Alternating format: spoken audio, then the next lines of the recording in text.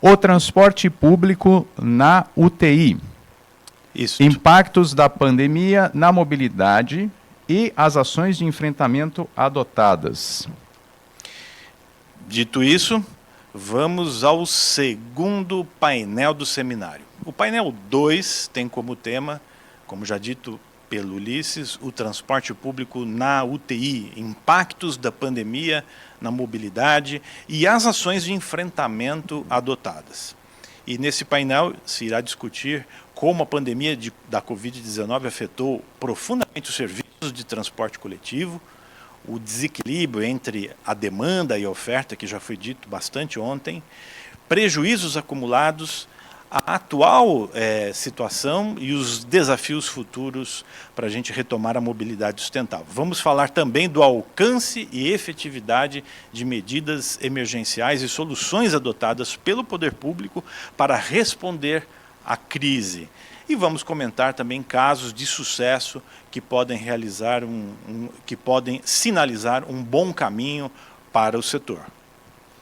E para debater esse tema, teremos hoje conosco Levi dos Santos Oliveira, secretário executivo de Transporte e Mobilidade Urbana da Secretaria Municipal de Mobilidade e Trânsito de São Paulo, Fábio Ney Damasceno, secretário de Mobilidade e Infraestrutura do Espírito Santo, Felício Ramute, prefeito de São José dos Campos, São Paulo, e vice-presidente de Mobilidade Urbana da Frente Nacional de Prefeitos, e Jurandir Fernandes, que é membro honorário da UITP, União Internacional de Transportes Públicos. Sejam todos bem-vindos. Para mediar esse encontro, teremos o presidente do Sindicato das Empresas de Transporte de Passageiros do Estado do Ceará, Sindiônibus, e conselheiro da NTU, Dimas Barreira. Dimas, vamos entregar o painel para você em seguida, mas antes vamos acompanhar a apresentação do coordenador do Núcleo de Transportes da NTU, Matheus Freitas. Matheus, é com você. Bom dia a todos e todas da audiência. Cumprimento também ao mediador deste painel e também os debatedores aqui presentes. Gostaria de registrar aqui da minha alegria de poder participar desse momento do Seminário Nacional da NTU 2021. E o tema do painel 2 é transporte público na UTI, impactos da pandemia na mobilidade e as ações de enfrentamento adotadas. Como é do conhecimento de todos, o setor de transporte público coletivo por ônibus enfrenta uma grave crise de produtividade há quase 3 décadas. No período de 1994 até 2012, o setor teve reduzida sua demanda de passageiros pagantes em 24,4% ao longo desses 17 anos. Próximo, por favor. Nos 7 anos seguintes, de 2013 até 2019, portanto, o ano que antecede o início da pandemia de coronavírus no país, a redução da demanda de passageiros pagantes, ela se acentuou em um período menor, atingindo o índice de menos 26,1%. Próximo, por favor. O ano de 2020, que já não apresentava perspectivas positivas, com a pandemia de Covid-19, colocou o transporte público urbano na UTI. Hoje, o setor ele enfrenta a maior crise da sua história. Fazendo um paralelo com a situação anteriormente apresentada, dos últimos 26 anos, vivemos uma crise aguda dentro de uma crise estrutural. E essa crise aguda, ela trouxe impactos muito significativos e negativos para o setor. Próximo, por favor. Um deles foi a intensificação da redução da quantidade de passageiros transportados. Neste gráfico é possível visualizar o comportamento dos níveis de demanda e oferta nas capitais e nas regiões metropolitanas durante o período da pandemia de Covid-19. É possível perceber que existem 3 momentos distintos. O primeiro deles é de fevereiro de 2020 até abril de 2020, marcado por uma queda vertiginosa da demanda de passageiros transportados, que atingiu 80% de redução em março de 2020. Um segundo momento, que é um momento caracterizado por uma lenta recuperação, que é um período de maio de 2020 até agosto de 2020, e o terceiro momento é o maior período, que ele é marcado por uma estabilização. Então, como nós podemos perceber, de setembro de 2020 até junho de 2021, não houve oscilação significativa dos níveis de oferta e demanda.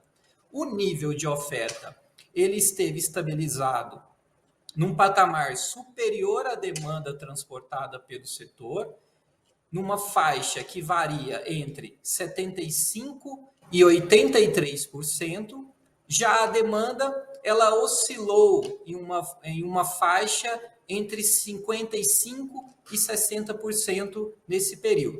Então, nós podemos concluir que não existe até esse momento uma sinalização de retomada do crescimento, principalmente do nível de demanda, aos níveis observados antes da pandemia. Próximo, por favor. Qual é o resultado? Bom, junto com a ausência de uma medida emergencial de socorro ao setor para garantir a continuidade da oferta de serviço nas cidades, esse descompasso com um nível de oferta superior ao nível de demanda resultou em um impacto financeiro muito significativo. O prejuízo total acumulado pelo setor é de aproximadamente 17 bilhões de reais, o que resulta em uma média mensal superior a 1 bilhão de reais, que significa aproximadamente 30% do faturamento mensal do setor, que era obtido no período pré-pandêmico. Próximo, por favor. Entre as consequências mais terríveis dessa situação, desse cenário, está a falência das empresas operadoras. Então, um monitoramento realizado pela NTU identificou que, até o momento, 36 operadoras interromperam a prestação de serviço de forma definitiva. E, infelizmente, esse número certamente vai aumentar nos próximos dias. Como é possível observar, já existem 11 empresas com processo de recuperação judicial aberto. Então, nós temos um comprometimento sério de uma capacidade de oferta de transporte para a população e um momento em que essa oferta é cada vez mais importante e estratégica para a recuperação do setor e da economia como um todo. Próximo, por favor. Outro impacto muito negativo observado, e esse impacto ele não se limita à mobilidade urbana coletiva, mas ele também atinge a renda familiar, atinge a economia do país como um todo, são as demissões. Dados do CAGED, do governo federal, revelam que o saldo entre admissões e desligamentos no setor de transporte rodoviário coletivo de passageiros durante o período da pandemia, ele é negativo, da ordem de 87.639 vagas de trabalhos que foram encerradas. Essa quantidade, ela representa 21,6% de todos os empregos diretos gerados pelo setor e que estavam registrados em dezembro de 2019. Então, o setor ele perdeu aí mais de um funcionário a cada 5. Essa medida ela foi necessária, uma vez que a mão de obra tem um peso muito significativo na composição de custos, da ordem de 48%. Então, foi uma medida adotada para manter e tentar um equilíbrio mínimo das contas do setor de transporte público coletivo. Próximo, por favor. Esse gráfico ele é bastante interessante. Por quê? Porque ele mostra qual foi o comportamento entre admissões e desligamentos de outros setores econômicos que são estratégicos e fundamentais para a recuperação da economia nacional, como a agropecuária, a construção civil, o comércio e a indústria. Então, notem que o saldo entre admissões e desligamentos ele já é positivo para esses 4 setores, que é uma situação diferente daquela observada no setor de transporte rodoviário coletivo de passageiros. Aqui os dados utilizados são da mesma fonte, o CAGED do governo federal. E por que a situação observada em outros setores não é a mesma verificada no setor de transporte rodoviário coletivo de passageiros? Bom, a pandemia, ela alterou de forma significativa as relações de trabalho. Então, nós temos hoje o home office, o teletrabalho, muito mais forte, muito mais presente nas empresas. Então, isso reduziu a necessidade de deslocamento. E uma outra questão é que essa recuperação que está sendo observada devido ao avanço da vacinação e a flexibilização das medidas de distanciamento social nas cidades e nos estados, ela tem permitido uma retomada da economia, mas num ambiente virtual, num ambiente digital. Então, isso também interfere na necessidade de deslocamento das pessoas. Então, o novo normal do transporte público é um cenário em que o padrão de deslocamento, a matriz de deslocamento de transporte da mobilidade urbana coletiva, ela já está diferente, já está transformada e não será mais aquela observada anteriormente. Próximo, por favor.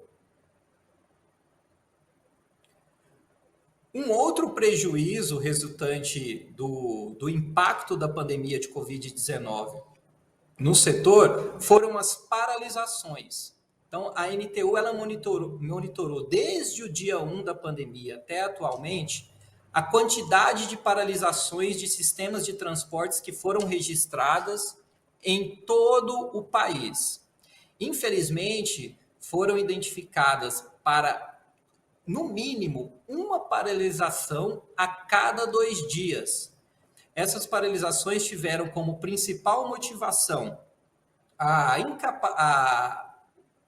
incapacidade, a dificuldade das empresas operadoras em honrar com compromisso do pagamento dos salários dos rodoviários, uma vez que tiveram as suas receitas fortemente impactadas, e também por alguma situação específica onde as empresas não conseguiam comprar insumos para colocar a oferta de serviço à disposição da população, como o óleo diesel, por exemplo, que tem uma representatividade muito significativa no custo, da ordem de 26% também.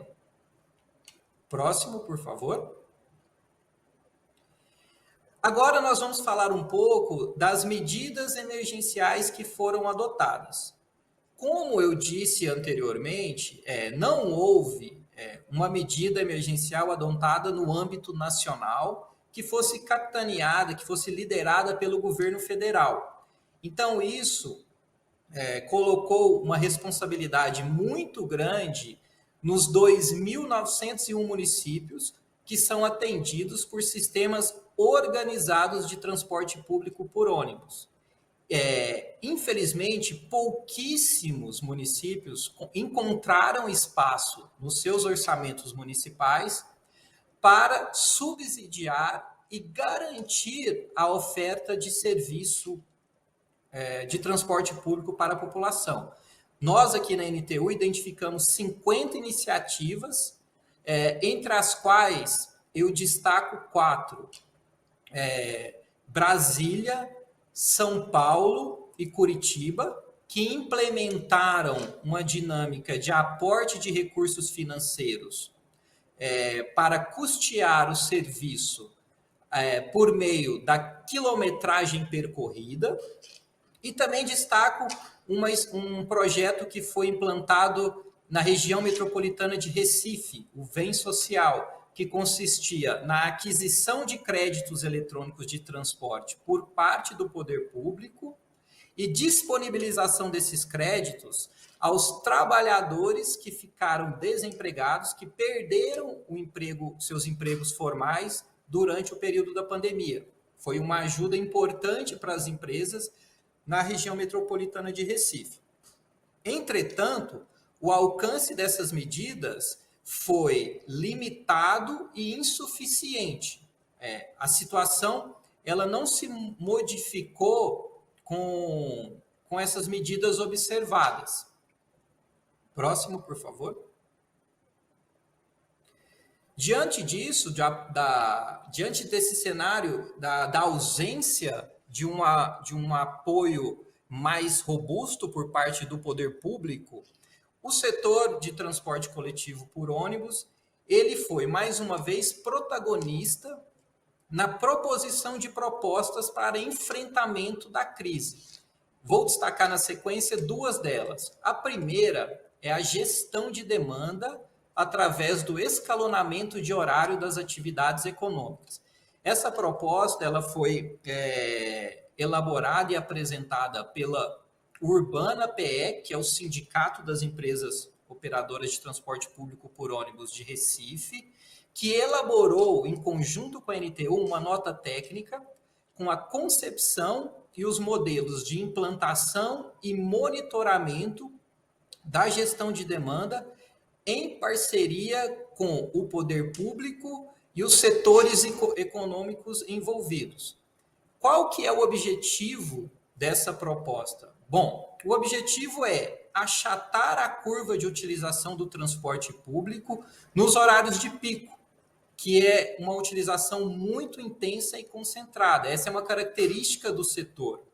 E essa situação, ela permite o alcance de 2 resultados muito importantes para esse momento que nós estamos vivendo.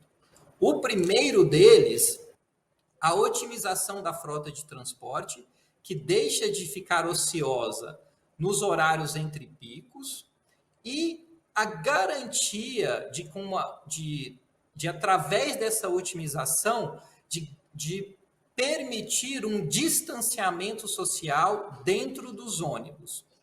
Essa iniciativa ela foi implementada também nas cidades de Goiânia e Fortaleza, com resultados muito expressivos e significativos.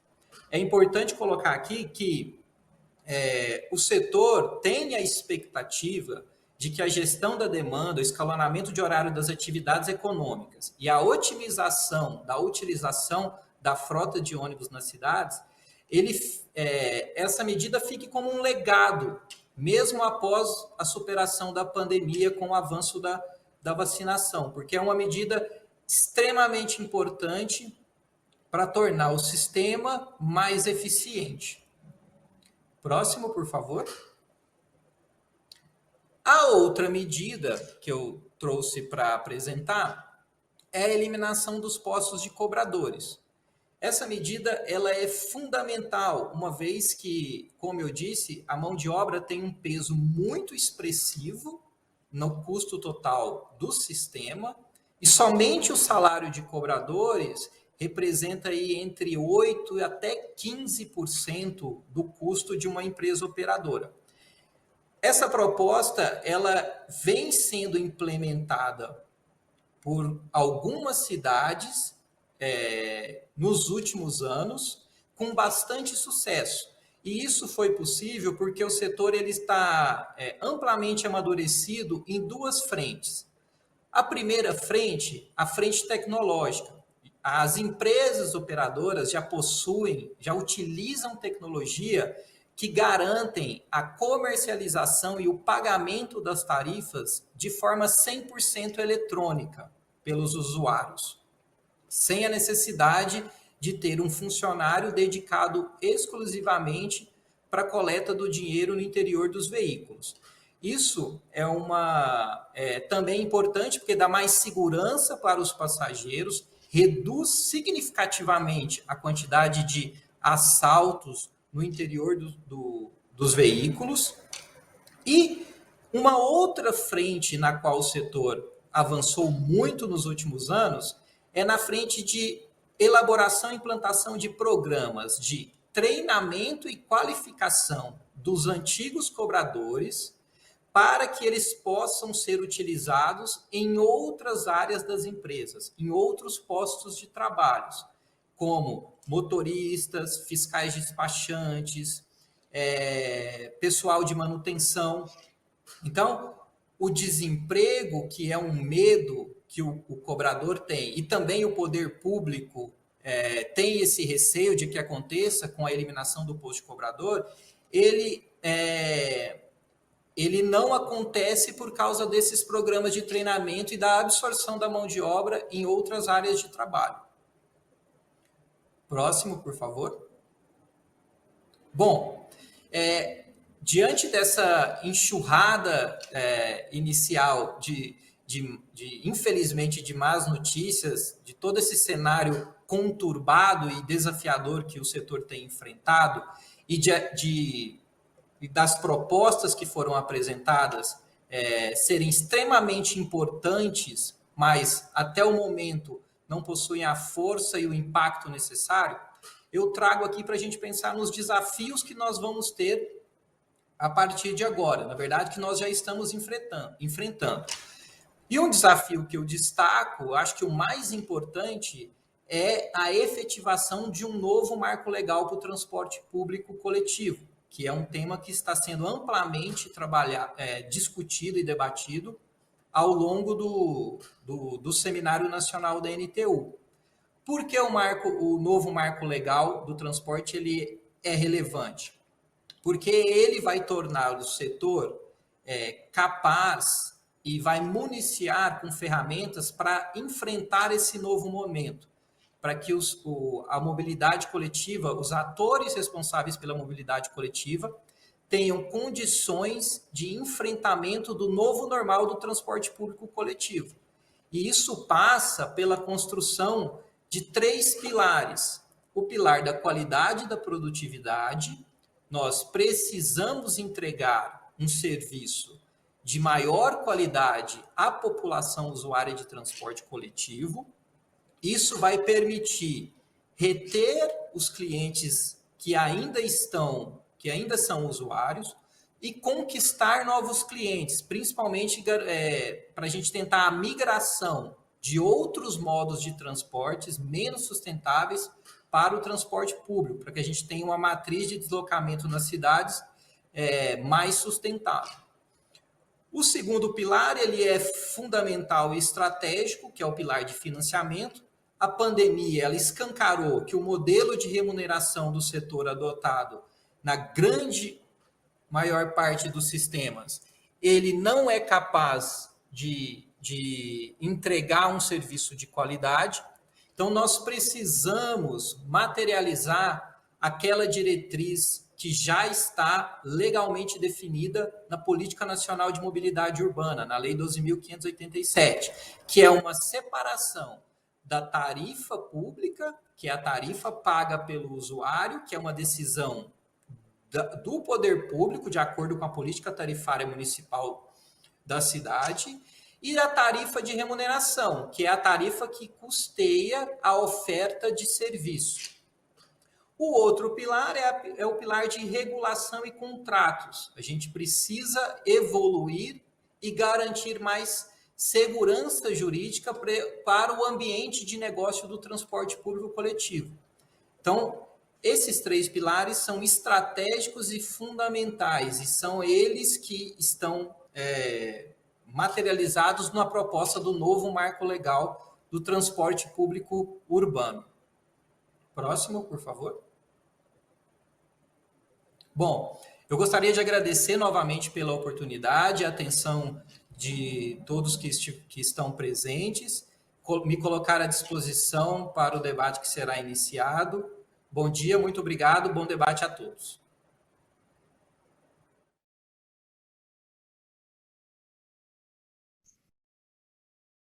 Bom dia, pessoal. Bom dia, nossa audiência, nossos palestrantes. Parabéns, Matheus. Nós vamos ter uma dinâmica, e eu vou procurar aqui acelerar essa parte inicial para a gente dar prioridade ao tempo dos painelistas, né? Eu vou fazer uma breve introdução, procurar conter o conteúdo aqui em 5 minutos. Estamos tratando aqui de um tema de máxima relevância, né? Trata da vida das cidades, da capacidade das cidades de dar cidadania, né? Acesso aos seus cidadãos para os serviços que existem na cidade, para a vida que existe na cidade, e realmente transporte público na UTI, né? O próprio tema aqui do nosso painel, é muito adequado para o momento. E, basicamente, é importante a gente pensar, né, que a gente tem em mente, e o Matheus mostrou isso aí muito claramente, que a coisa não nasceu com a pandemia. A pandemia pode-se, talvez, fazendo assim uma analogia, né, foi uma tentativa de um tiro de misericórdia, a gente tem que escapar dele, né, porque a coisa já vinha acelerada desde 2014, né, uma perda de passageiros. É importante a gente entender esse fenômeno, porque não é uma perda de relevância do transporte coletivo, né, do transporte público, muito pelo contrário, o transporte público cada vez mais se mostra essencial para as cidades, né, as cidades não conseguem lidar com a sua mobilidade se não for através de um uso racional, inteligente, coletivo desses recursos, né, o que se deixa de investir em transporte público custa muito mais caro em várias outras frentes, por exemplo, infraestrutura nas cidades, né, cada pessoa que sai do transporte público, transporte coletivo para o transporte individual, ocupa 17 vezes mais espaço, né, então, nem com um viaduto em cada esquina você resolveria uma situação como essa. Então, a gente veio tendo uma perda de 2014 para cá, que é importante entender o quanto a gente já chegou fraco no momento da pandemia, porque não era uma perda simplesmente de quantidade de pessoas, ela era sim isso também, mas é importante entender que era uma perda qualificada, porque o transporte coletivo é uma rede, né, a gente tem diversos tipos de uso, e você tem uma sustentação concentrada em quem usa no miolo, porque muitas cidades usam tarifa única, né, então você vai de qualquer ponto a qualquer ponto da cidade com uma tarifa única integrada, isso é muito comum, e com isso você precisa dos passageiros que pagam a passagem inteira, que cada vez são menos, né, e de curta distância, para sustentar as gratuidades, os beneficiários que têm desconto, as pessoas que vão longa distância, eventualmente alguém que consegue usar um tipo de integração temporal, como a gente tem em algumas cidades, né, o bilhete único, para ir e voltar, ou para fazer 2 viagens com o mesmo pagamento. Então, tudo isso vai onerando e precisando daquele passageiro que fica no miolo, pagando a passagem inteira para sustentar a conta toda. Para onde é que vai esse passageiro? Porque essa passagem dele começa a ficar cada vez mais cara diante do deslocamento curto. Ele vai para o transporte individual, que começa a ficar muito competitivo só para levar esse, vamos dizer assim, filé, né, da demanda que sustenta essa dificuldade, essa quantidade de políticas sociais que tem envolvida com o transporte por ele ser público, né? Então, o transporte individual não levou uma parte da nossa demanda. O transporte individual leva toda a nossa sustentação, né? Se a gente for pensar como é que faz um transporte coletivo, um transporte público, para atender somente gratuidades e longas distâncias. Não tem tarifa que chegue, né? Aí é melhor entregar logo tudo. Então, a gente precisa recuperar isso pelo bem das nossas cidades. É disso que a gente vai falar aqui hoje.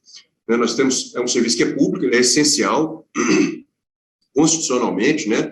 No mesmo patamar de saúde, de educação, é um serviço essencial. O que é privado são os operadores. Isso é também muito importante entender. Não é mercado, né? Ele precisa respeitar essas questões sociais, universalidade, a formalidade, né? Não dá para a gente ter motoristas que a gente chama de parceiros, né, e terceirize todos os nossos problemas, ficar carregando só a música e deixar o piano para alguém. Fazem com a gente isso, né? A gente fica com o piano e precisamos vencer essas dificuldades. Vai precisar de realmente bastante esforço. Então, mudando aí um paradigma, a pandemia acelerou esse processo, né? Nós temos, então, essa questão do transporte que eu já coloquei, né, e é importante entender uma coisa, às vezes se cria muitas políticas que se penduram no transporte, mas não tem nem critério socioeconômico.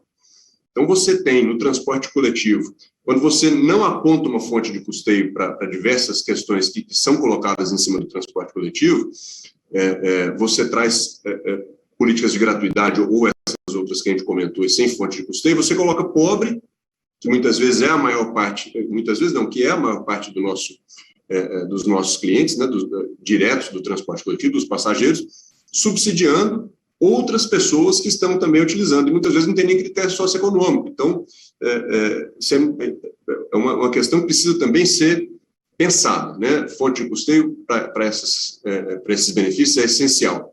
Não cabe mais tudo na tarifa, isso ficou muito evidente também com a pandemia. A gente tem certeza que os nossos painelistas, vão abordar isso aqui hoje. A nossa demanda, como foi mostrado aí na pandemia, chegou a patamares totalmente insuportáveis, impossíveis de alguém ter previsto ou planejado para isso, não? A queda que chega a 80% é realmente um desafio para qualquer negócio, quanto mais o nosso, com tantos custos fixos, né? Colocou vários sistemas no Brasil em colapso, quantas empresas, algumas já fecharam, outras a gente não sabe se vão conseguir escapar, a gente tem que vencer isso também. Os investimentos foram cessados nesse período, isso piorou o serviço, é outra coisa a se pensar. Eu vou colocar aqui uma provocação para os nossos painelistas muito importante, muito interessante. Alguns ou todos vocês devem ter acompanhado uma notícia recente, uma cidade aqui na região metropolitana de Fortaleza, Caucaia, tem mais de 400 mil habitantes e ela adotou tarifa zero desde o dia 1º deste mês. A tarifa zero, eu costumo dizer que ela é a mesma discussão que a gente coloca sempre aqui, né? A gente está precisando de encontrar maneiras de manter o sistema devidamente sustentável, independente de quanto se cobra a tarifa, né, de quanto se cobra do passageiro. A tarifa pública ela é uma questão que tem que envolver, sim, a análise política, né? Quanto é que a população pode pagar, o quanto o gestor quer dar de atratividade ao transporte público, por todas as benesses que ele traz ao município, né? E tem que ser dissociado do quanto custa o transporte. Então, é a mesma discussão. Mas lá foi optado por tarifa zero. Sabem o que aconteceu com a demanda lá? Para a gente ver o quanto o transporte coletivo ele traz cidadania, ele dá acesso, já muito mais do que dobrou. Muito mais do que dobrou. Isso é uma informação, isso tem menos de um mês, começou dia 1º. O centro de Caucaia, o relato que eu ouvi ontem, nunca viu tanto movimento, em plena pandemia. A gente está agora na retomada, né, da movimentação do comércio nas cidades, e eles estão lá batendo recordes de movimentação. Olha o quanto o transporte traz diversos impactos positivos, que às vezes a gente tem dificuldade até de medir, né? E outra informação interessante, viu? No estado do Ceará, nós temos 5 cidades com transporte coletivo de alguma relevância organizado, né? Dessas 5, 2 já são tarifa zero. A outra cidade aqui, Eusébio, também na região metropolitana, já tarifa zero também. Só para trazer aqui algumas provocações, né? Não vamos particularizar. Mas, na minha opinião, o transporte coletivo é o melhor investimento público que se pode fazer em termos de infraestrutura.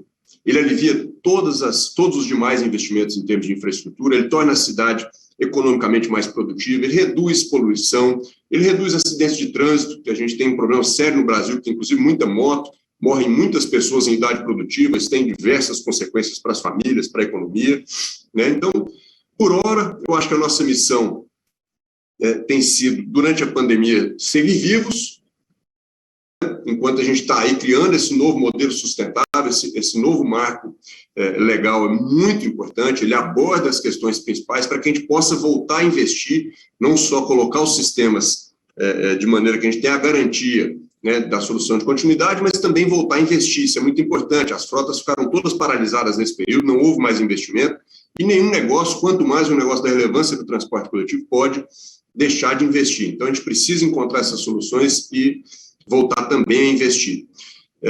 Temos uma outra preocupação muito importante, que também eu acho que deve ser abordada aí pelos nossos painelistas, que é a importância do transporte coletivo pleno, ativo, melhorando a cada dia na própria retomada econômica, né? Toda a movimentação, a cidade tem uma circulação necessária de pessoas para que a economia aconteça, e o transporte coletivo, neste momento que a gente está na expectativa da retomada, ameaçando, e em vários lugares já acontecendo, né, entrar em colapso.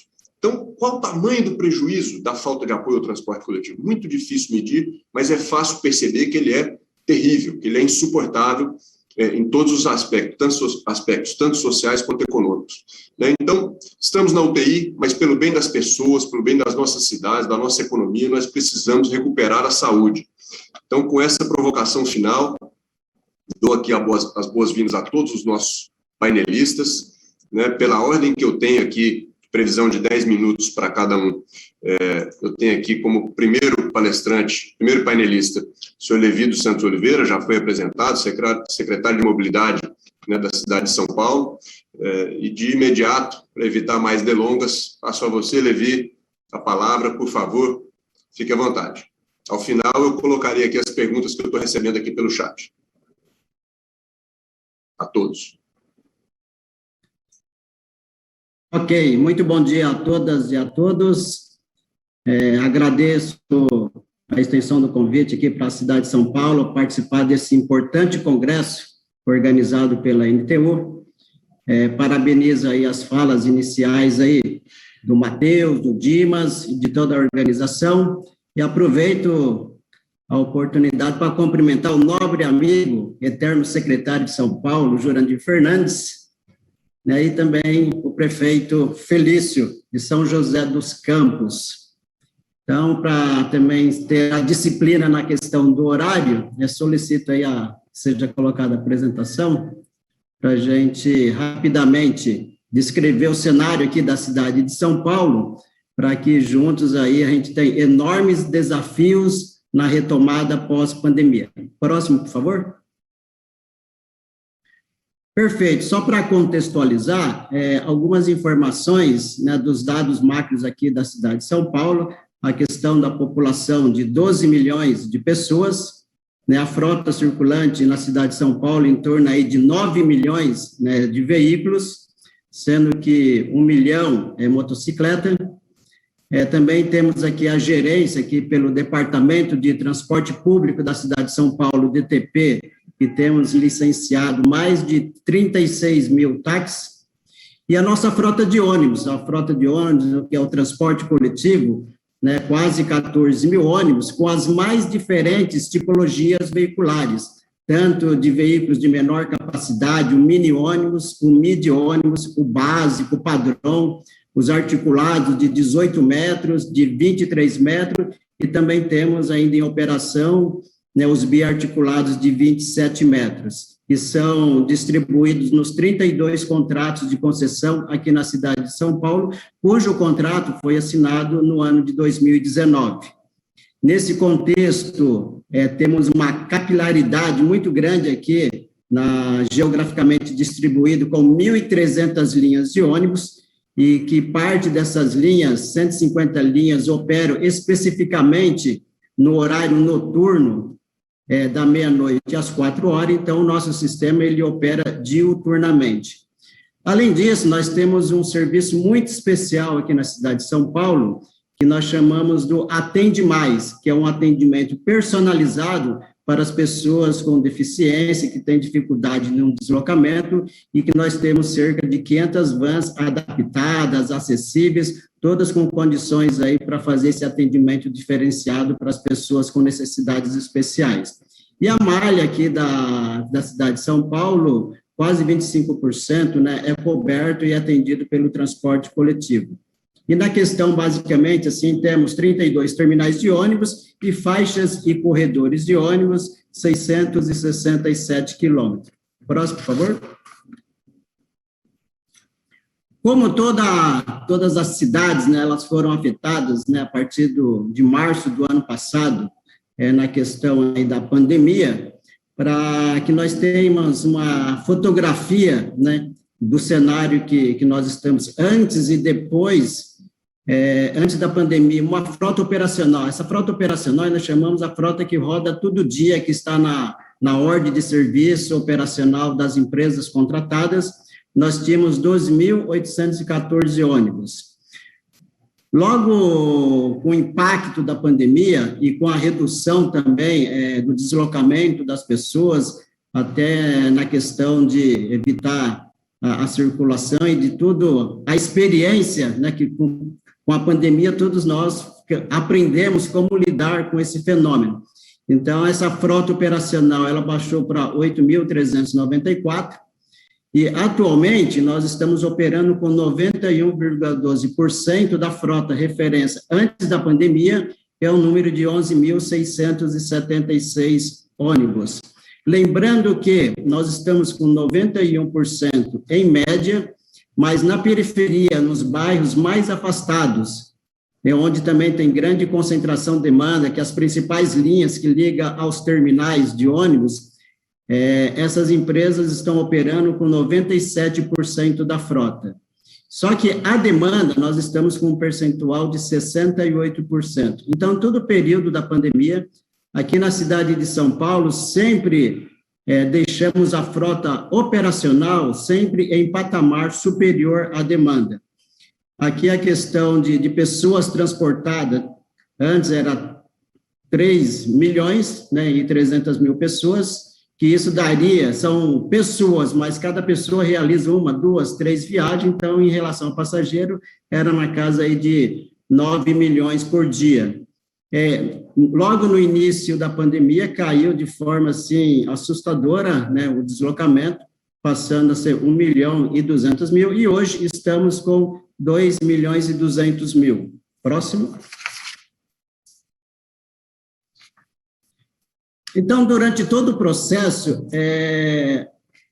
da pandemia, teve a preocupação da sustentabilidade e da manutenção do sistema de transporte coletivo na cidade de São Paulo, numa condição de garantir a continuidade da prestação do serviço por transporte coletivo, seja naquela fase, né, que foi para transportar principalmente o pessoal da área da saúde, assim como todos os serviços essenciais.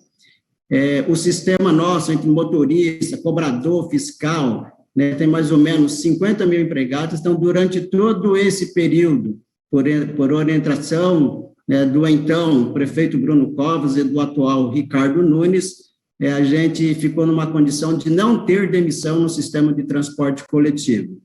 E, junto com isso, estabelecemos protocolos para garantir o deslocamento com segurança, com qualidade, e reforçamos toda uma limpeza contínua, tanto nas garagens de ônibus, reforçamos uma limpeza mais pesada, e também entre as viagens, entre as meias viagens, nos pontos terminais, nos terminais de ônibus. E uma questão muito importante, que logo no início também estabelecemos que as pessoas que usariam o transporte coletivo, o uso obrigatório de máscaras. E uma outra questão de protocolo também, nos terminais de ônibus, efetuamos a sinalização de solo, de modo a garantir, né, o distanciamento enquanto os passageiros aguardavam o coletivo. E, além disso, para o motorista, né, para a tripulação, para o motorista, para o cobrador também, nós autorizamos a instalação de cabine em formato de L, para que durante a sua jornada de trabalho também ele se sentir numa condição assim mais segura. Próximo. E ações são contínuas com o período da pandemia. Então, essa questão da limpeza, da higienização, da ventilação da frota, maior higienização dos ar-condicionados.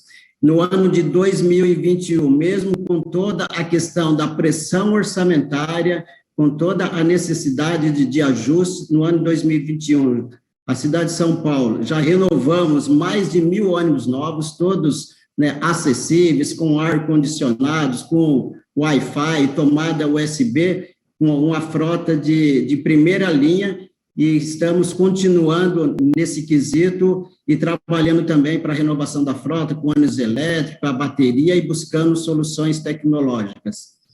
E agora, no mês de setembro e outubro, estamos voltando a ampliar as faixas exclusivas à direita, com mais 12 quilômetros, priorizando o viário para o transporte coletivo.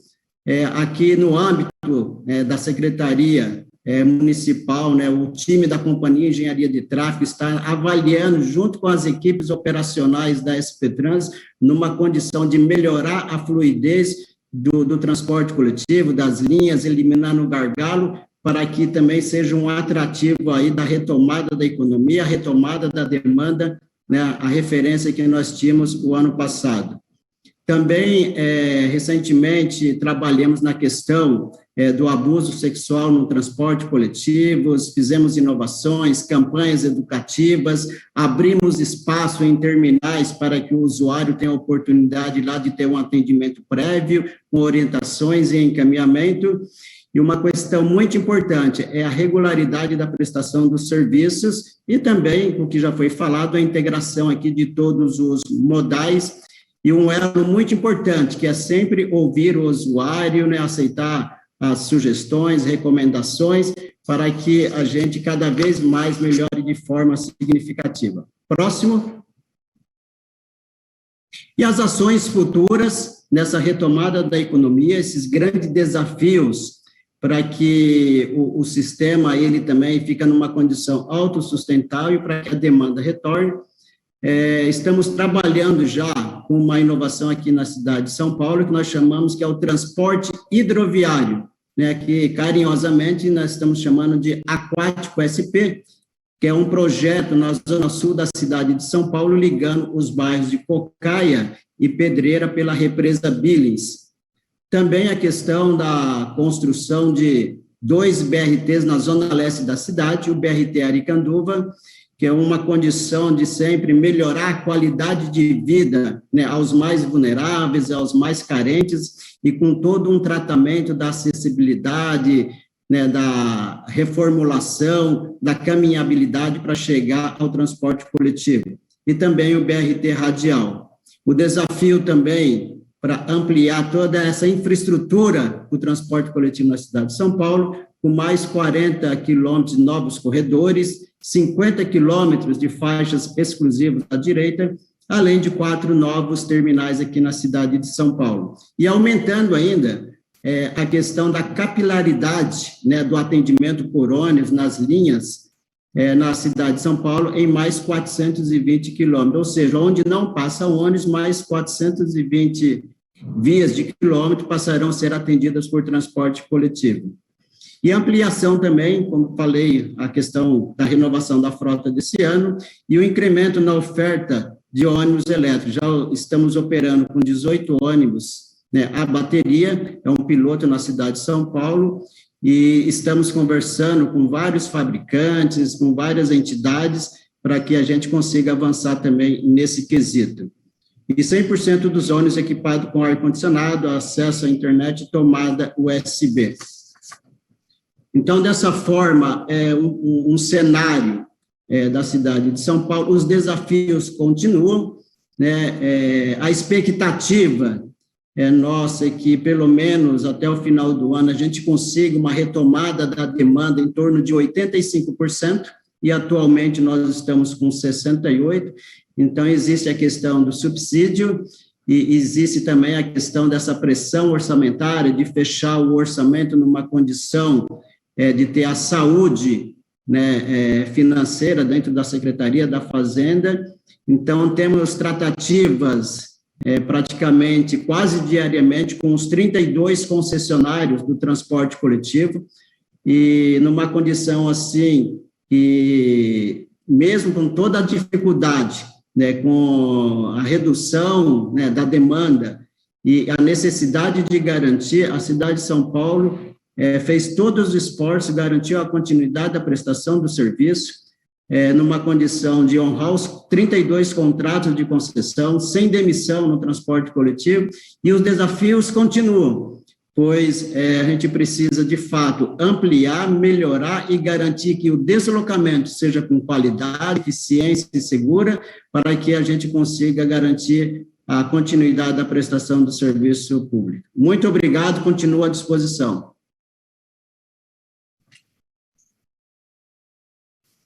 Muito obrigado, Levi. Ao final de todas as apresentações é que eu vou passar as perguntas, né, aos painelistas, então, sem mais delongas, vou convidar o nosso colega Fábio Ney Damasceno, secretário de Mobilidade do Espírito Santo, para fazer a sua apresentação. Por favor, Fábio. Bom dia a todos. É um prazer aceitar o convite da NTU nesse seminário nacional, cumprimentando Dima, Jurandir, Levi, Matheus, Felício, é um prazer estar aqui com vocês, debatendo com todos que estão participando desse painel sobre os transtornos que a pandemia trouxe para a mobilidade como um todo, principalmente ao transporte público. Eu vou dividir aqui essas ações em 4 pilares principais, que são os pilares que nós abordamos aqui no Estado do Espírito Santo, na região metropolitana da Grande Vitória. Não sei se todos sabem, na verdade, todo o transporte público da região metropolitana, 98% hoje dele é comandado pela Secretaria de Mobilidade junto com a CETURB, que é a companhia de transporte urbano aqui da região metropolitana. Nós, esse ano, incorporamos a cidade de Vitória no portfólio do transporte público da região metropolitana. Então, hoje nós temos 1.600 ônibus transportando todos os nossos passageiros aqui na região. Então, pelo menos, hoje nós estamos com 520 mil pessoas por dia sendo transportadas. Bom, as ações nós dividimos, foram 40 ações durante a pandemia e ao longo do desenvolvimento da fala eu vou explicando cada uma. Foram 4 pilares principais que nós estabelecemos ao longo da pandemia. Primeiro, saúde pública. O próprio secretário de São Paulo falou, o Levi, sobre várias ações de distanciamento, máscara, enfim, tiveram álcool gel nos terminais, tiveram várias ações de saúde pública que elas ou aumentam ou diminuem ao longo da pandemia, né? Então, isso, inclusive, vai diminuindo agora com a vacinação, como, por exemplo, a própria vacinação dos motoristas. Tecnologia, acho que foi fundamental nesse período de pandemia, então nós investimos muito em tecnologia, reforçamos essa questão tecnológica. Vou abordar aqui 4 aspectos principais. Primeiro, a compra de créditos eletrônicos, né? Então a compra pelo próprio aplicativo Ônibus GV, você consegue comprar crédito em várias plataformas, inclusive no Banco do Estado. Isso é importante, esse distanciamento é importante, você poder de casa fazer a compra de créditos e se transportar através do cartão GV. O horário em tempo real dos ônibus, onde você informa a população previamente o horário do seu ônibus para não superlotar os próprios terminais ou pontos de ônibus, isso também é fundamental. Então não adianta você garantir distanciamento dentro do ônibus, não garantir distanciamento nas calçadas, isso acaba sendo aglomeração. Então, horário em tempo real. Um monitoramento muito grande dos terminais, nós temos um sistema de câmeras extremamente moderno, temos um centro de controle operacional na CETURB, na companhia, onde a gente fez um monitoramento, inclusive, de distanciamento social dentro dos próprios terminais. Então, a gente permite essas nossas câmeras olhar o distanciamento social, inclusive definir o tempo de permanência de cada passageiro na fila daquele ônibus. Então, esse monitoramento foi importante, a própria CETURB pôde planejar essa frota, esse atendimento à população, reduzindo filas, reduzindo os espaçamentos dentro dos terminais.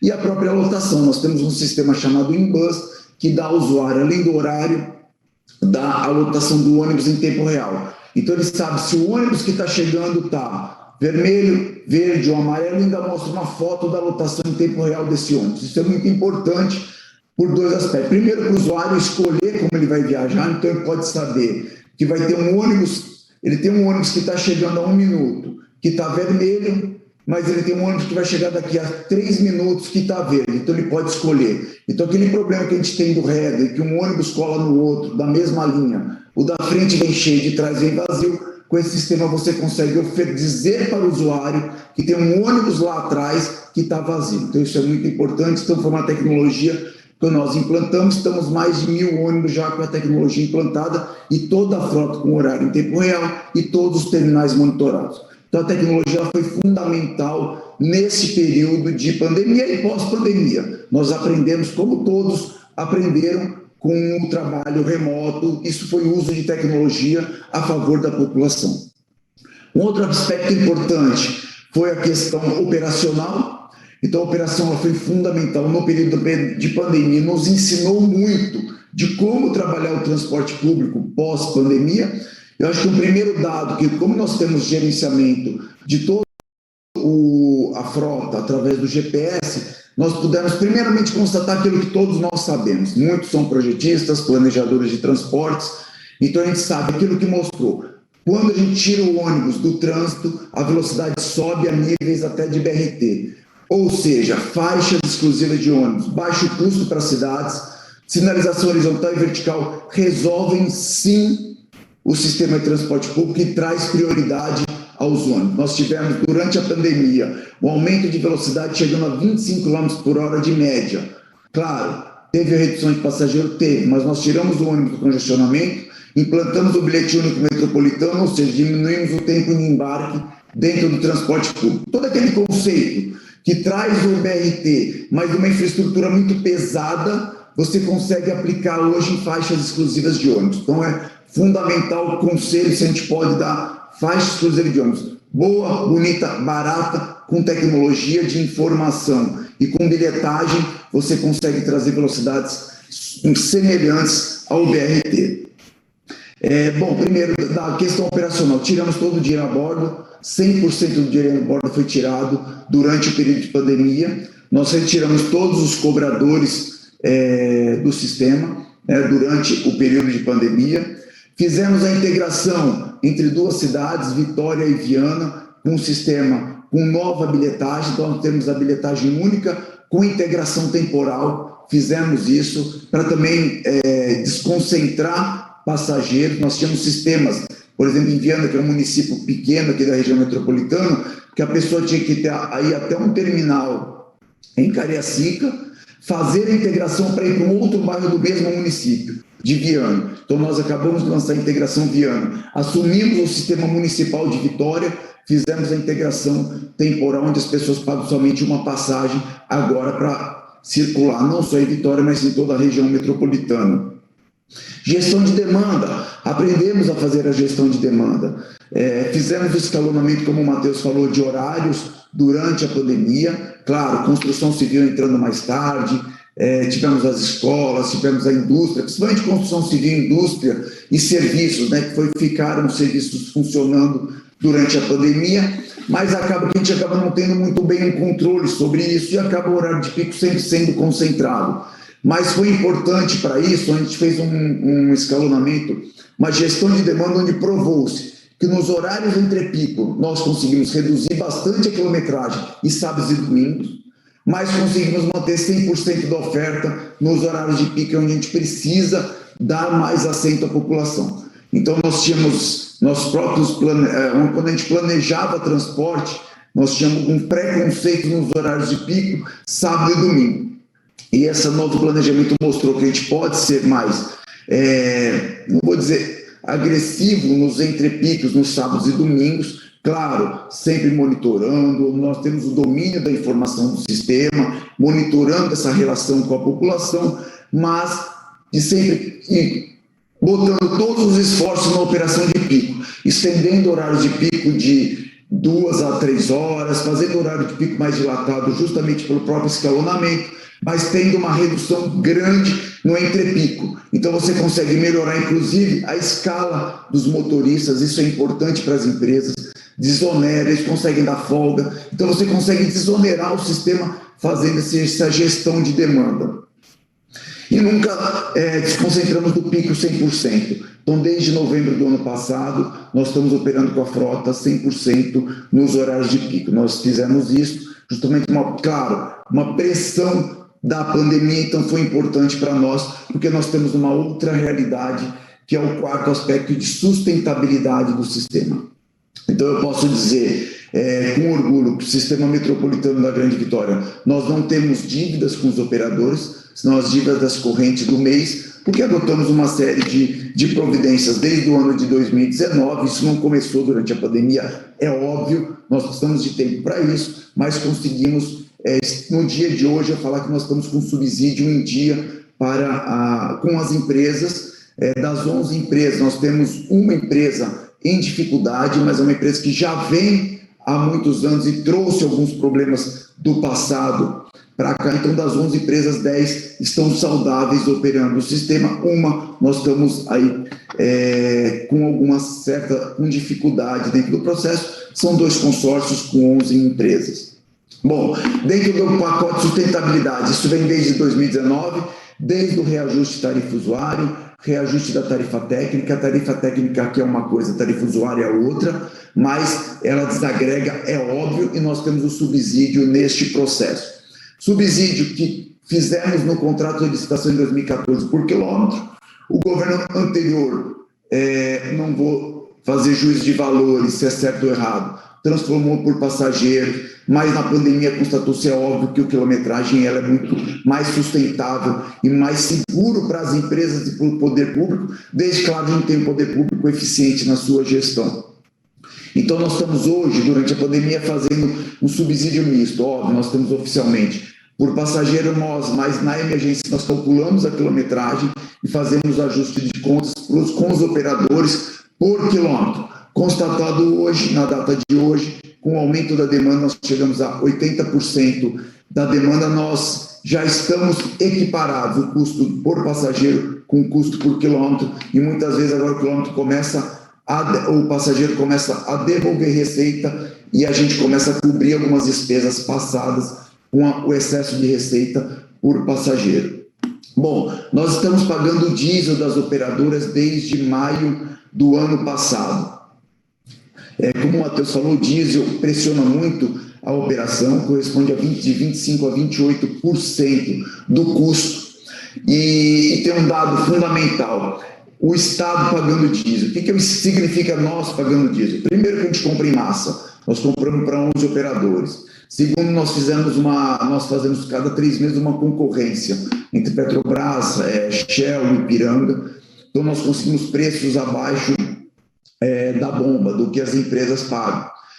Terceiro, ele não entra como receita, então existe uma desoneração para o operador.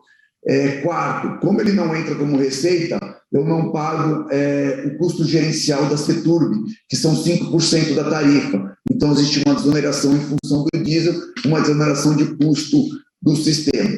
E quando você faz isso, paga o diesel para os operadores, vamos botar, eu calculo a tarifa em dezembro. A tarifa que eu calculei em dezembro, o diesel estava 13,17. Significa que as operadoras, com aquela tarifa, aquele custo, independente da tarifa técnica ou tarifa usuária, ele está congelado o diesel 3,17 durante o ano de 2021 inteiro até o próximo reajuste. Então, ele fica tirando do bolso 3,17, mas, na verdade, ele não está pagando todo mês 3,17. Hoje, o operador estaria pagando 4,05, que é o que nós estamos, para mais de 4,05, que é o que nós estamos pagando hoje, 4,05 litro do diesel. Ou seja, quase 30% a mais nós estamos pagando de diesel hoje, porque nós pagamos diariamente o diesel, do que o cálculo tarifário no final de 2020. Então, olha a pressão que causa ao operador. Então, nós hoje vamos encerrar o ano de 2021 pagando quase 150 milhões de diesel aos operadores, mas tiramos essa pressão de custo, trazendo mais sustentabilidade ao sistema. Renovamos 300 ônibus com ar-condicionado esse ano, tudo isso possibilita nós entregarmos mais à população, né? Foram 300 novos ônibus agora em julho com ar-condicionado.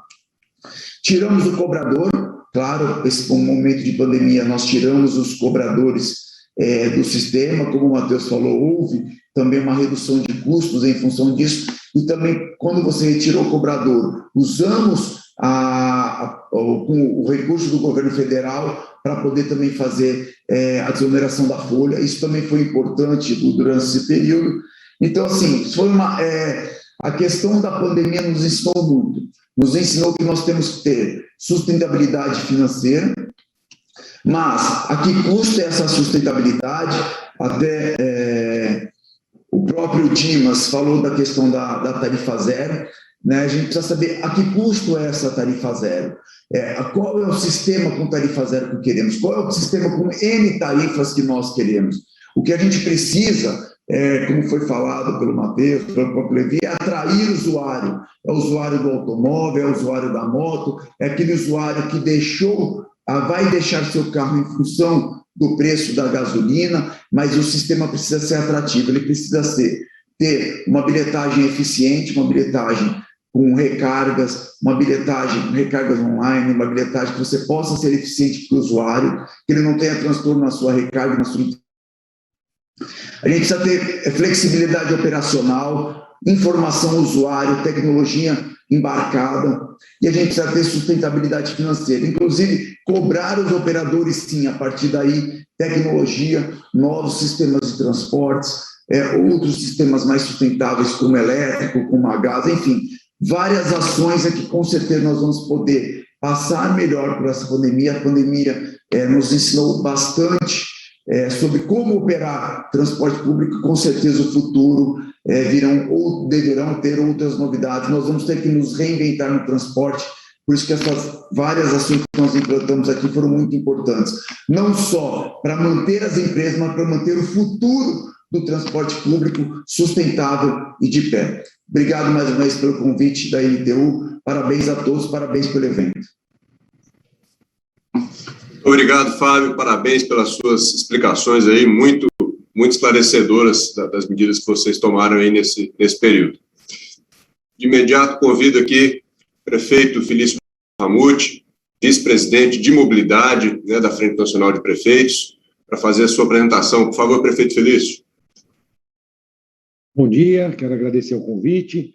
Eu aqui farei parte da apresentação como vice-presidente de mobilidade, né, da nossa frente, parte como prefeito de São José, contar um pouco da cidade e um pouco do que a frente tem feito, né? Agradecer ao nosso presidente Edivaldo, parabenizar o diagnóstico feito pelo Matheus, pelo Dimas, parabenizar aos nossos dois secretários que aqui falaram, o Levi e o Fábio, e dizer que a gente percebe a capacitação e a qualidade, né, dos gestores públicos envolvidos com a mobilidade urbana na grande maioria das cidades. Mas aí existe um grande problema. É comum nós irmos para outros países e, ao chegar lá, ver os ônibus vazios, né, ou os próprios VLTs vazios andando, e normalmente a gente olha aquilo e fala: por que nós não conseguimos ser eficientes no nosso país? Será que são as empresas que são ruins, que prestam serviço? Será que são os gestores? A resposta é nenhum dos dois. Talvez nós temos aqui os mais criativos e melhores gestores. Grandes empresas prestadoras de serviço, de tamanho e qualificação muito melhores até do que as empresas que a gente vê lá fora. Mas tem aí uma resposta para esta pergunta. Por exemplo, quando a gente for para Paris, para Madrid, Copenhague, Estocolmo, Montreal, 40% apenas do custo do transporte público é o valor da tarifa. Nesses países, o governo central se responsabiliza por subsidiar o transporte público, por ônibus ou por trilhos. Isso faz com que as empresas, as cidades possam prestar um melhor serviço. Lamentavelmente, aqui, a participação do governo central, ou seja, do governo federal, é zero. A gente viu aqui o exemplo de um governo estadual subsidiando tarifa, de um governo municipal, como o de São Paulo, subsidiando tarifa, mas nada em relação ao governo central. É muito importante que o governo federal assuma essa responsabilidade de participar do sistema de transporte público, já que ele tem um caráter social. É no sistema de transporte público coletivo que nós vamos buscar todas as pessoas, que serve a todos. E aqui foi muito bem colocado. Então, esta é uma grande questão que a Frente Nacional de Prefeitos sempre leva a Brasília. Seja no momento como a gente viveu recente da pandemia, onde nós solicitamos um auxílio emergencial ao transporte público, não as empresas, mas as cidades, as pessoas, porque a importância do transporte público como caráter social. Então, nós fizemos essa solicitação, o governo ou o Congresso chegou a desenhar, na verdade, o governo encaminhou para o Congresso uma lei de auxílio emergencial, que depois foi vetada pelo governo federal, e bem vetada, porque ela passou a ter tanta complexidade que provavelmente nenhum município conseguiria acessar aquele recurso. Na verdade, o que a FNP buscou e busca hoje, e nós tivemos em comitiva em Brasília mais uma vez, é dividir a situação do transporte público, primeiro num auxílio que já deveria ter sido dado em relação à pandemia, para o transporte dos nossos passageiros, dos nossos cidadãos das nossas cidades. E depois, sim, uma grande discussão sobre novos marcos legais, sobre melhoria na transparência, governança, que foi bem apontado aqui pelo Matheus, né, todos os desafios que devem existir em relação à melhoria tanto da fiscalização, quanto também da prestação de serviço, como da transparência em relação ao sistema de transporte público. Então, nós defendemos que isso seja dividido em 2 etapas, um auxílio emergencial, que já deveria ter sido, e um novo desenho foi para restituir as gratuidades dos idosos, divididos pelas cidades, pela população de todas as cidades. Foi bem colocado o diagnóstico, mas eu quero acrescentar aqui, agora como prefeito, né, algumas informações importantes. Por exemplo, o sistema de transporte por aplicativo, em agosto, agora, aqui em São José dos Campos, faturou 13 milhões de reais, uma única empresa de sistema de transporte por aplicativo, sem nenhum emprego, né, por carteira assinada, né, por registrado, né? Já as 13 empresas prestadoras de transporte público de São José dos Campos faturaram os mesmos 13 milhões, empregando milhares, né, de pessoas, como vocês mesmos colocaram aqui. Não que o sistema de transporte por aplicativo não tenha acrescentado uma nova forma, mas a verdade é que ele também, antes da pandemia, vinha tirando parte, como bem colocado aqui pelo nosso palestrante Matheus, do filé, né, do sistema de transporte. E o que dificulta ainda mais as operações da cidade. Em relação às ações da pandemia, foi muito bem colocado aí, todas as ações sanitárias feitas pela Prefeitura e pelo Estado, né, pela região metropolitana. São José dos Campos não foi diferente. Eu acrescentaria aqui também a nossa distribuição de máscaras, foram 100 mil máscaras distribuídas no sistema, para o sistema de transporte público, prioritariamente para os usuários do sistema de transporte público, mas aqui nós fomos um pouco além, porque surgiu uma discussão em relação ao índice de contaminação dentro do sistema de transporte público coletivo sob pneus, na verdade, sob todos os sistemas. E aqui nós conseguimos fazer pesquisa, na verdade, um levantamento junto às pessoas que haviam sido contaminadas, se elas eram ou não usuárias do transporte público, e sendo, se ela entendia que talvez tivesse pego o vírus dentro do transporte, ou às vezes até dentro da sua casa, com algum parente, algum amigo. E o resultado final, aqui para São José dos Campos, foi que o índice de contaminação dos usuários do transporte público tiveram uma equivalência dos índices de contaminação de quem não era usuário do transporte público. Isso demonstrou, provavelmente deve ter acontecido em grande número das cidades, porque todos esses cuidados que foram implementados, né, permitiram que a gente conseguisse minimizar os impactos da contaminação dentro do sistema de transporte público coletivo, no caso específico, por ônibus, que é o caso de São José dos Campos. São José dos Campos não tem subsídio. Aqui, 100% do valor da tarifa é pago pelo usuário. Claro que no momento da pandemia, essa situação mudou. Estou falando de antes da pandemia. Hoje, assim como colocado pelo nosso secretário Fábio, 80% da demanda hoje já foi recuperada. São Paulo parece que está, como o Levi nos passou, ainda aquém, né? Talvez pelas muitas oportunidades de deslocamento que São Paulo permite, ou pelo número maior do home office, né? Aqui a gente já conseguiu também atender o patamar de 80%, e neste momento São José dos Campos está num processo licitatório de uma nova concessão do sistema de transporte público, com a implantação de um corredor de transporte de massa, que é a linha verde, 100% elétrico, com veículos que nós chamamos de VLP aqui, fornecidos pela Marco Polo, em conjunto com a BYD, uma das apoiadoras, né, aí do nosso evento, e a linha verde deve começar a operar a partir de janeiro. A gente vê muita criatividade, muito esforço por parte dos nossos gestores municipais na área de mobilidade urbana. Implantação de corredores, implantação de linhas exclusivas, realmente estão tirando leite de pedra, assim como os nossos operadores. Mas é importante discutir o financiamento do transporte público federal e como isso pode fazer com que a gente preste o melhor serviço. Essa, na verdade, é a missão de todos nós aqui, né? Operadores, os gestores municipais, oferecer um melhor serviço, servir melhor a população. E aí, já aproveitando e puxando um gancho de uma provocação da tarifa do da tarifa zero, né? O nome é bastante interessante, mas vale lembrar que não existe almoço grátis, né? A tarifa zero é sempre paga por alguém e normalmente no caso, os governos municipais, provavelmente, nas cidades citadas, né? E eu defendo, e a FNP, uma maior transparência, inclusive dos municípios que pagam subsídio, né? Eu acho que era interessante para o cidadão de São Paulo saber que a tarifa, na verdade, eu não sei, o Levi vai poder nos dizer, talvez seja próximo de R$ 8,00, R$ 8,50, considerando os subsídios todos, né? Ou lá na tarifa metropolitana do Espírito Santo também. Isso daria mais transparência para que a gente pudesse, inclusive, orientar melhor a população das diferenças de prestação de serviço. Mas é claro que São Paulo precisa ter uma tarifa maior, né?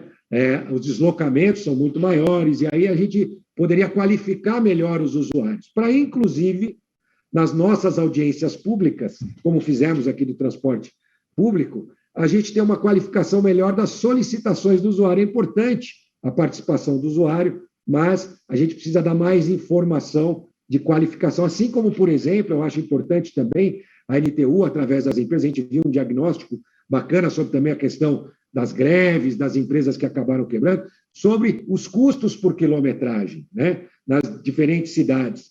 Quanto custa a quilometragem de um padrão, quanto custa a quilometragem de um articulado, de um biarticulado, ou pelo menos um valor aproximado, já que hoje o custo de mão de obra praticamente se atém ao motorista, a grande maioria das cidades deixando de ter o cobrador no sistema, deixando de ter pagamento em dinheiro, né, com a tecnologia aí tão bem aplicada pela região metropolitana do Espírito Santo, como bem colocado por eles. Então, são muitos desafios, né?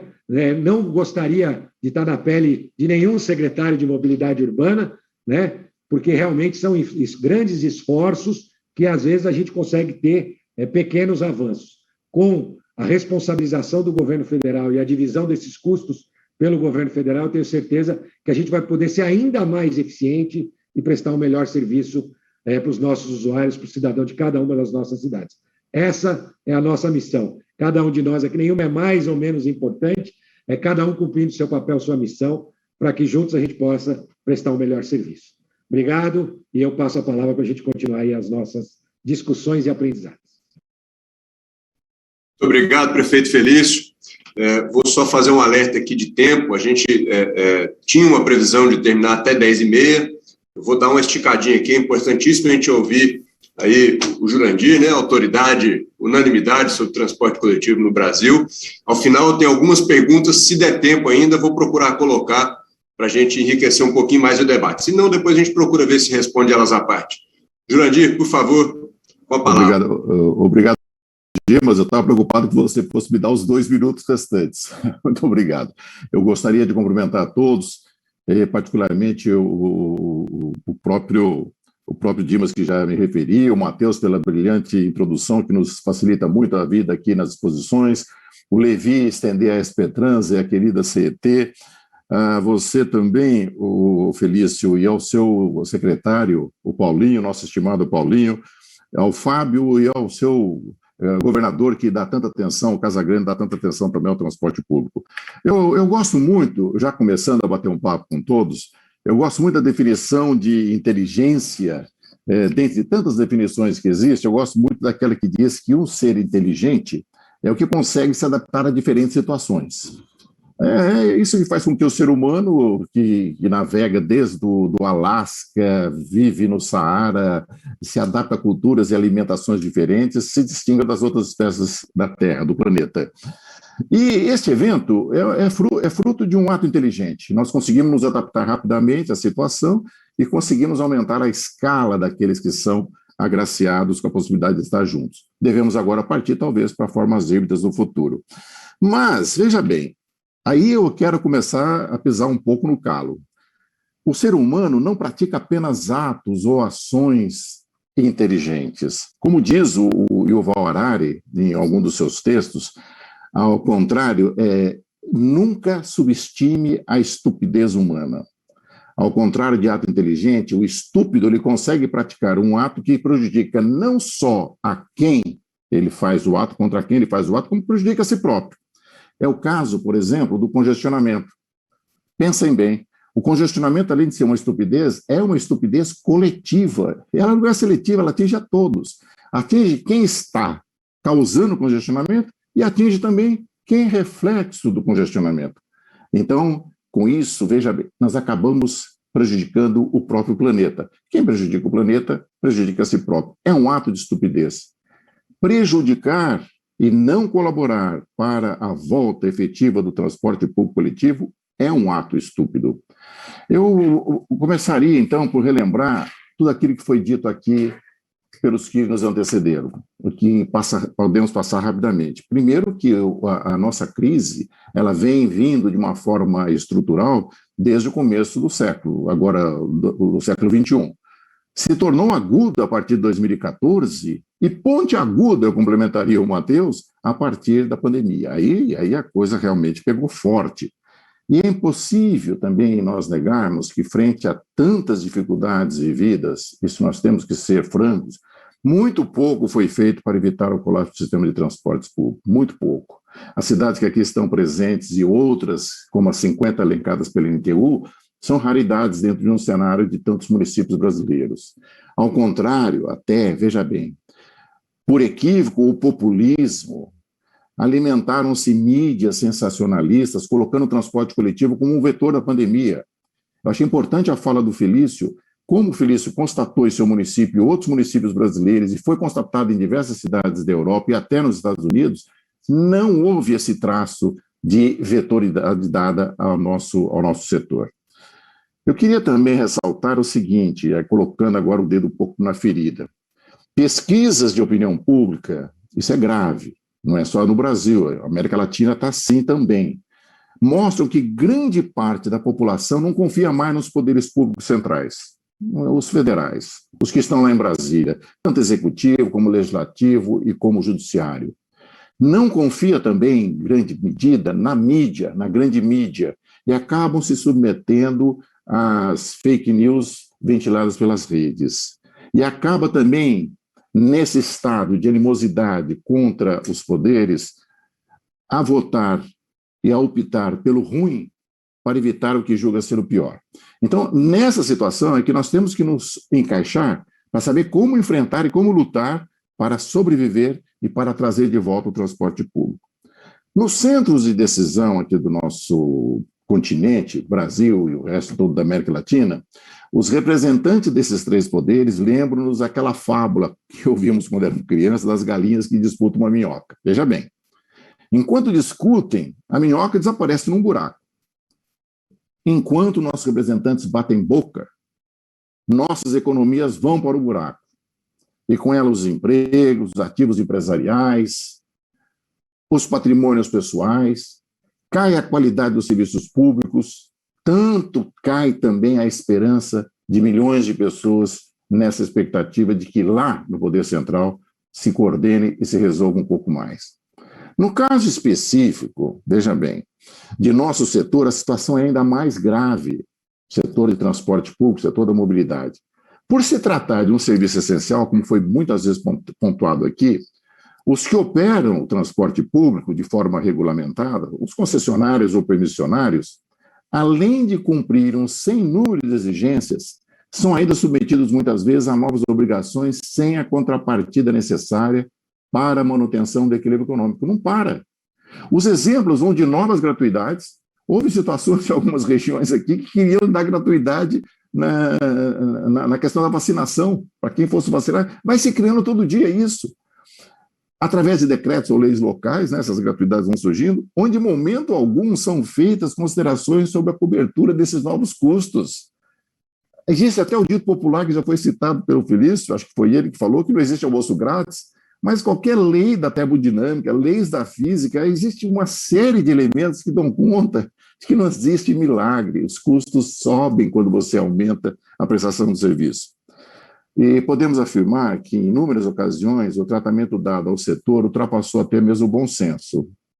Não foram poucos os concessionários ameaçados, ou por leis municipais oportunistas e ignorantes, ou por decisões judiciais também ignorantes. Ignorantes aqui no sentido de que não saber o que está fazendo, não tem o sentimento total da causa, do que é aquilo, o que é o transporte coletivo. Obrigando muitos operadores a operar com a frota de pico lá da pré-pandemia, ou com apenas passageiros sentados. Eu vi declaração de cidadão governante dizendo: eu quero todo mundo sentado, e acabou, por milagre. Bom, também são inúmeros, vem outro fato importantíssimo, que inclusive faz parte muito forte do marco legal apresentado ontem pela NTU, o Otávio apresentou. O descumprimento de causas contratuais. Há diversos concessionários que buscam o amparo das justiças e aguardam meses por decisões judiciais óbvias, por descumprimento de cláusulas. Essas decisões são postergadas por chicanas jurídicas. Então, o desespero é maior, não tem para onde apelar. Você tem uma situação óbvia e o judiciário que devia garantir o contrato também não garante nada, posterga, empurra com a barriga. As empresas, por conta e risco, estão buscando todo tipo de sobrevida, inclusive há empresas e empresas negociando longamente suas dívidas num ambiente atual de volta do crescimento das taxas de juros e da inflação. Então você veja bem como que há gente do nosso setor sofrendo até para fazer o alongamento da dívida, com a ânsia, com o ímpeto de se manter no setor. Outras e muitas empresas, como foram ditas, não sobreviverão, infelizmente. E vou dizer uma coisa, outras empresas passarão a considerar o fim de um ciclo, não retomarão investimentos na área e terão suas novas gerações indo em busca de novos setores para empreender, jogando na lata do lixo anos e anos de conhecimento, famílias que estão há 80, 90, até centenas de anos nesse setor, vai jogar tudo isso fora se nós não fizermos nada. Onde houver, último alerta, onde houver a falência da empresa, cuidado, obviamente estados ou municípios terão que buscar soluções urgentes. Ou então assumir a operação do transporte público, uma vez que se trata de serviço essencial. Não vai haver outra saída. Encerrando, entrando na linha de encerramento, eu queria lembrar uma coisa. Nessa semana, agora na segunda-feira, foi publicado uma iniciativa na esfera federal, um decreto criando o Fórum Consultivo de Mobilidade Urbana para assessorar o órgão federal que trata da mobilidade urbana. Então, olhe duas palavras, a palavra consultivo e a palavra assessorar. Bom, será composto por representantes do governo federal, obviamente, até o Ministério da Economia vai estar presente, e, felizmente, vai estar composto também pela Frente Nacional de Prefeitos, por todas as entidades que nos representam, estarão juntos. Tem ali no decreto que foi publicado no dia 17, e na segunda-feira está lá 10.803. Uma vez que o fórum deverá assessorar o governo federal, e no sentido de que não se perca tempo precioso com devaneios e com discursos de boas intenções, eu sugiro que a NTU envie ou reenvie imediatamente a todos os membros deste fórum o texto sobre o novo marco regulatório, acompanhado daquele excelente vídeo que nós vimos ontem. E que busque o consenso para que o tema faça parte da primeira e das seguintes reuniões. Não precisa reinventar a roda, está tudo escrito ali no marco regulatório. O projeto é abrangente, o projeto é completo. Houve a participação de dezenas de pessoas do setor, além da experiência que foi trazida por décadas de experiência que esse setor tem. Bom, eu falo isso e espero que seja atendido. O fórum ele vai funcionar de forma virtual. Se isso não for atendido, eu acho que basta apertar, então, a tecla saída e continuar no mundo real lutando pela sobrevivência. Muito obrigado a todos. Muito obrigado, Jurandir. Pessoal, infelizmente, a gente tem todo um cronograma com um escalonamento, né, de mais apresentações, de mais painéis na sequência. E o tempo estourou, então eu vou pedir perdão a todos por pular aqui as perguntas, porque eu recebi perguntas, tem perguntas muito interessantes, mas a gente necessitaria de tempo para explorá-las, né, e para não haver maiores prejuízos, eu vou ter que fazer isso. O conteúdo foi muito bem explorado por todos os nossos painelistas, parabéns, temas difíceis foram abordados, nós não evitamos nenhum, né, questões de quanto deve ser a tarifa com relação ao período de pandemia, retomada econômica, né, politicamente como é que se define isso, muito bem colocado aí pelo prefeito Felício, não existe almoço grátis, é uma decisão sempre difícil, né, de quanto é que vai se colocar para o usuário ou para todos os demais pagarem através do orçamento público. Todas essas questões são muito delicadas, vão demandar bastante discussão nos próximos tempos. A gente tem esse novo marco regulatório que precisa ser, esse novo marco legal que precisa ser muito bem trabalhado, ele está maduro e ser de fato implementado para se tornar realidade. Nós não podemos ter problema de continuidade com o transporte coletivo, né? Acho que isso ficou muito claro por todas as falas que a gente teve aqui. Essa outra questão também do vetor epidêmico, né, no transporte coletivo, vou fortalecer aqui as palavras do prefeito Felício. Eu acompanho em Fortaleza, faço parte do nosso comitê estadual que acompanha a epidemia em todo o estado, a pandemia, e a gente tem 5 regiões aqui, o estado dividido em 5 regiões, e volume relevante de passageiro em transporte coletivo praticamente é só na região metropolitana, e você não encontra diferenças entre eles, né? Então, assim, todos os aspectos apontam, claro, com os cuidados, né? Janelas abertas, máscara, limpeza, campanhas de comunicação e conscientização, com tudo isso feito, realmente você não consegue encontrar nada que leve para essa conclusão que tanta gente tratou como se fosse previamente óbvia. Muito obrigado a todos, obrigado à nossa audiência, obrigado aos nossos excelentes painelistas, obrigado, Matheus, obrigado a toda a NTU pelo conteúdo proporcionado aqui, ao TN, parabéns pelo seminário, mais uma vez. Para não prejudicar o restante do seminário, vou precisar encerrar por aqui. Bom dia a todos. E assim encerramos este painel de número 2. Agradecemos muito a presença e a participação dos nossos ilustres painelistas. Tivemos o Matheus desde Brasília, secretário Levi aqui de São Paulo, Fábio Ney Damasceno de Vitória, Felício, prefeito Felício de São José dos Campos, e o ilustríssimo Jurandir Fernandes de Campinas, e o nosso moderador e mediador, Dimas Barreira, que falou lá do Sindônibus de Fortaleza. Muito obrigado à presença de todos.